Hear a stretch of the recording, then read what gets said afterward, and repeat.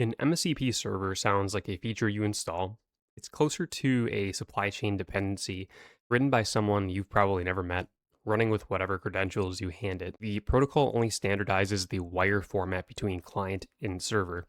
It never audits the code, and it never promises the server is honest about itself. Everything else in this piece follows from one mechanism. The 2026 July 28th MCP spec tells Stdio servers, the common local case, to skip its OAuth framework entirely and pull credentials straight from the environment instead. A database password or an API key and an environment variable is available to every tool call that server makes for as long as its process runs. You scope that credential once at setup. Narrowing it further is on you. Before a model calls a tool, it reads that tool's name in description as plain text. And that same spec says clients must treat those annotations as untrusted unless they come from a trusted server.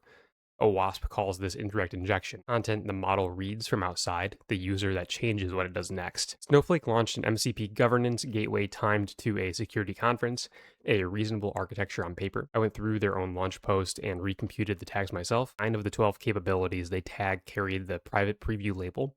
Only 2 are generally available today. The checkbox exists before the shipped control does. I run MCP servers alongside a scanned layer over my own agent pipelines and hid the specific version of this gap. The scanner covered one call path cleanly, and a second equally live path went unscanned, indistinguishable from the log. A scanner inspecting some inputs and not others still produces a clean log. An absent control leaves you cautious, but a partial one manufactures confidence nobody earned. Run Claude MCP list to see every configured server, and Claude MCP get on each name to see exactly what it was handled, environment variables included.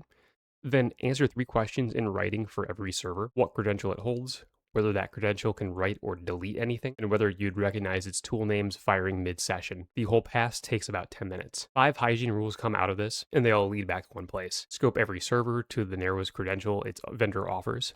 Keep read-only servers separate from write-capable ones, and treat everything a tool hands back as text to read rather than an instruction to obey. MCP is an ordinary dependency wearing an extraordinary sounding name. The full mechanism and the audit live at my website in the comment section below. Which of your installed servers could you not answer all 3 questions for? Would love to hear about it in the comments. See you all in the next video.